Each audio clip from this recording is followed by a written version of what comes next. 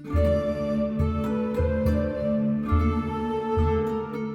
am a huge Lord of the Rings fan, and maybe it's because I'm short, enjoy the simple life, love potatoes. It's undeniable that hobbits are my absolute favorite, and I might honestly be one.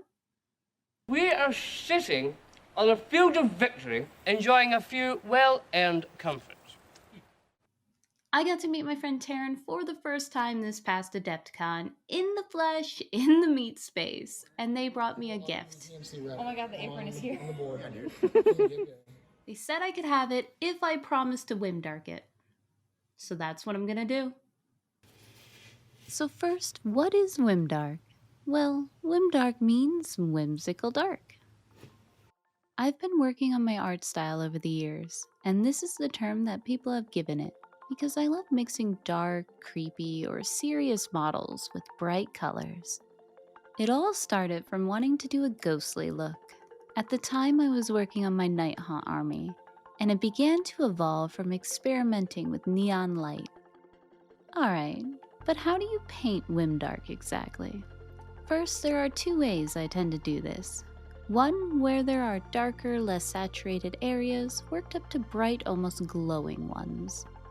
And the other is what I like to describe as a trippy blacklight poster, or the Oogie Boogie scene from Nightmare Before Christmas.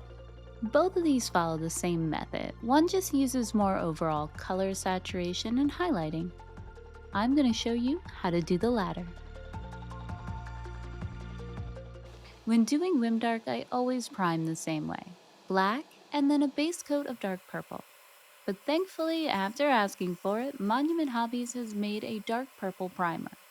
So now I can prime and base coat in one go. But why purple? Well, there are a few reasons for this. But buckle up, cause I'm about to nerd out on some color theory for just a moment. First off, I personally think purple is the best versatile shadow color. I often use it for undertones or mix it into shadows. While purple is generally considered a cool color, there are a wide range of shades and it can be shifted warmer or cooler easily by adding or picking one with more blue or red in it. Because of this, it has the ability to balance out and enrich both warm and cool tones. I find that the right shade of purple almost always enhances the vibrancy of the colors on top of it and gives a more interesting contrast than just black. Speaking of that, here's a little tip for when you're painting. If you want a more natural shadow, don't use just black.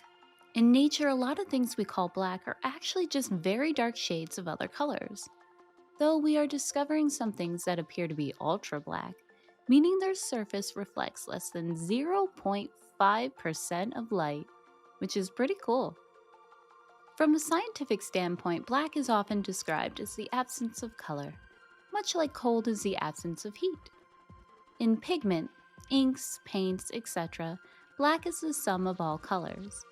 This is called subtractive color. I know it sounds opposite, but it means you are subtracting light, not pigment.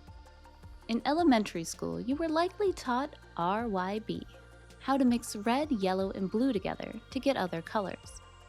CMYK is more favored in printing because it used cyan, yellow, magenta, and black to create a wider and more accurate range of colors compared to RYB. If you ever notice when you print at home, your black ink is flat and dull compared to more professional printed materials. This is because in printing there is something called rich black, combining the right ratio of colors together to get a deeper, more intense black. So when painting, if you feel like the black on your models is dull or flat compared to the rest of your colors, maybe try mixing in some colors such as cyan, magenta, or yellow into it. There are some ultra black like paints out there, and I would love to try them, but I haven't personally used them because they are a bit pricey and out of my budget. Now when it comes to light, black absorbs all wavelengths and is not part of the visible spectrum. Color is perceived when light waves are reflected off of an object. This is RGB, the additive color space. There are 3 color receptors in the human eye called cone cells: red, green, and blue. Now, there are other color spaces out there, but I'm only diving into the most notable ones. If you take pictures of your models and wonder why the colors are slightly different, just remember you are working in one color space and converting it to another. And my last reason for purple is my main inspiration for it: ultraviolet. If you have ever had a black light, you've likely noticed that it makes shadows appear shades of purple and blue. I love this effect and the way the colors react with each other. Now, sadly, the human eye can't actually see the true color of ultraviolet light, but it's fun to play with and imagine. I have used dark blue as a base before, and that works well, but it makes everything more cold. As I incorporated more colors, I switched to dark purple. You can go so much deeper into this color theory rabbit hole, but now that I've nerded out a bit, let's actually paint. No matter what colors you choose, the technique is the same. Some colors just require a few extra steps. Let's start with green. My go-to way to work this up is jade to green to bright yellow green. If you want to use less paint, you can mix jade and bright yellow green together to get green as well. Start with brushing on a thin layer of jade and build it up and the rest of the other colors in small areas as you go. Think of it as purple is your shadow color, jade and green are your midtones, and bright yellow green is your highlight. You want to keep the shadows prominent and heavy throughout this.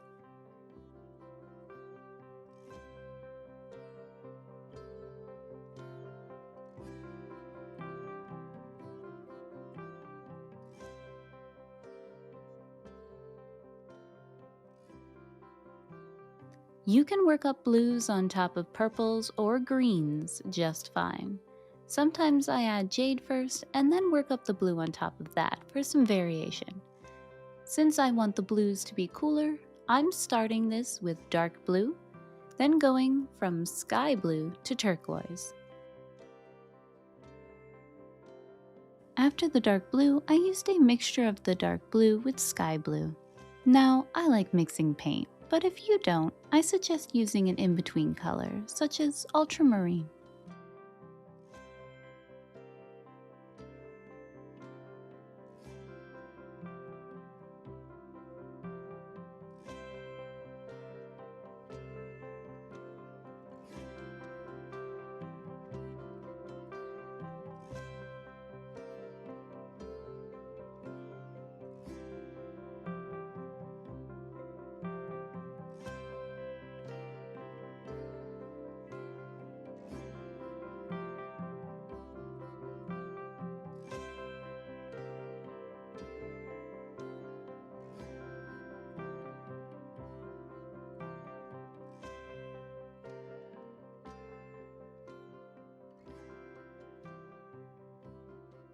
I decided to glaze with some of that dark blue and sky blue mixture to smooth out some of the stones.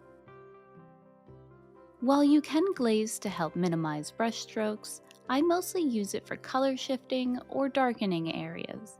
And I personally live by the rule that the overall effect matters more than any smoothness.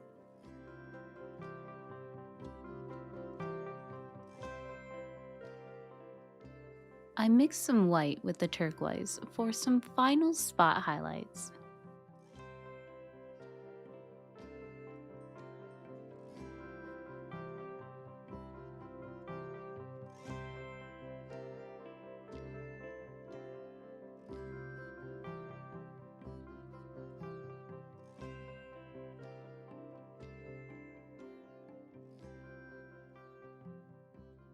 With purples and pinks, I usually work them up the same way, and then shift the color more purple or pink at the end.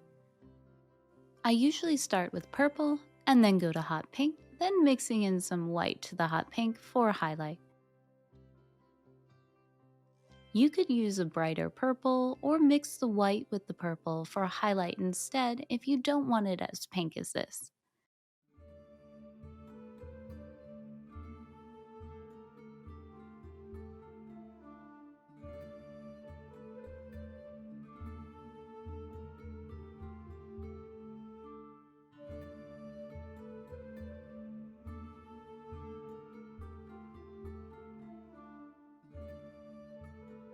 Then I'll glaze a little dark purple back in.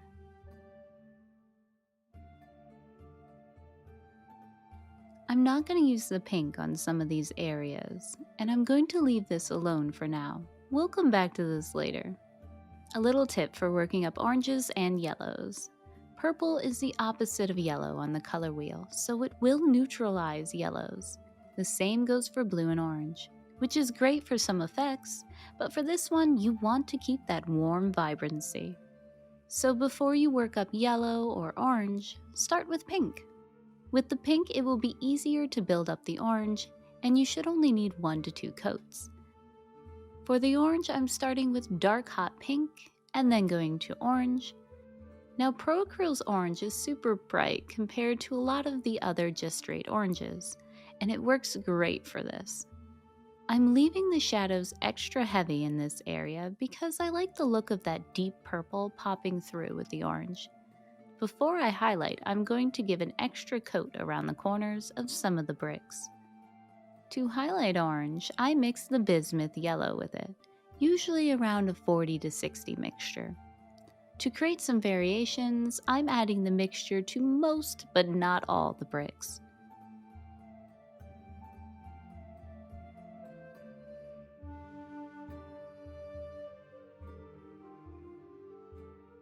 Then I'll also mix the hot pink and the orange about a 50-50 and thin it down to glaze and go over a few areas. This is all optional.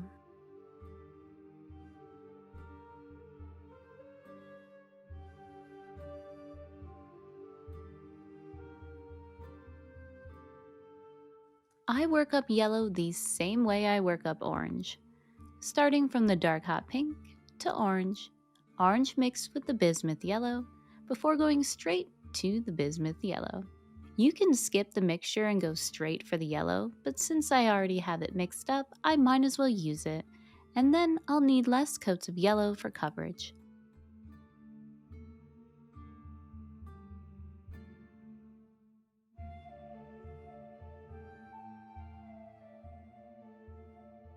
To highlight, I mix a little white into the yellow. This is also a color method I like to use for some bright non-metallic metal.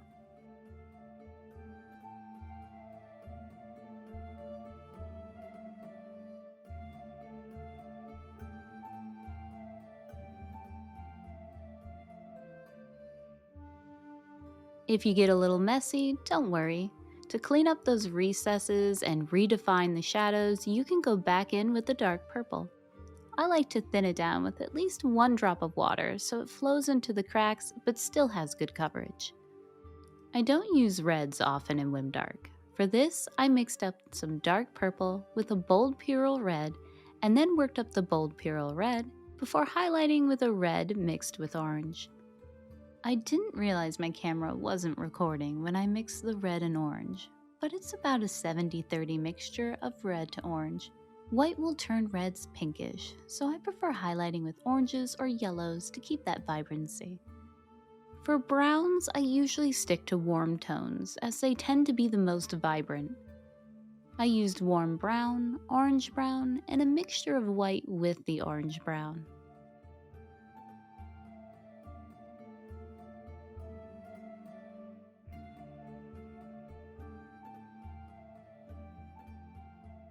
Now back to those purples and pinks.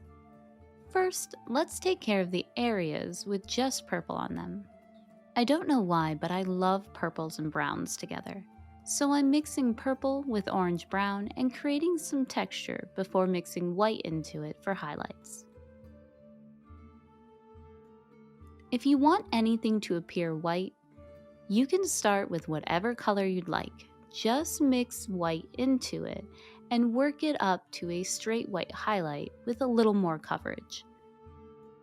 The final step is optional, but so fun. If you know me, you know I love my fluorescents. I mostly use them as filters to shift colors and to punch up some vibrancy of colors in a few areas. Think of fluorescents, especially hobby ones, as glazes. I'm not thinning them down. If you'd like to learn more about how to use fluorescence, I have a video that you can check out. If you notice I'm not using fluoro blue, that's because fluoro blue paint is usually more of a miss than a hit. I go over this more in my other video. And now we have a happy little Whimdark hobbit hole. Such color, much whimsy. I love it. As a collector of old metal minis, I also acquired these original Middle-earth models. Maybe I'll have to paint them up to go with it. Oh, and my favorite part about using fluorescence, if you have a black or UV light, enjoy! Remember, color theory is vast and there are so many ways to achieve similar results. So I encourage you to play with color. Experiment and find ways that fit your painting style and what you like. Don't be afraid of it. Learn the rules of the rainbow and how to bend them to your will. Thanks for watching. Now go make fun things.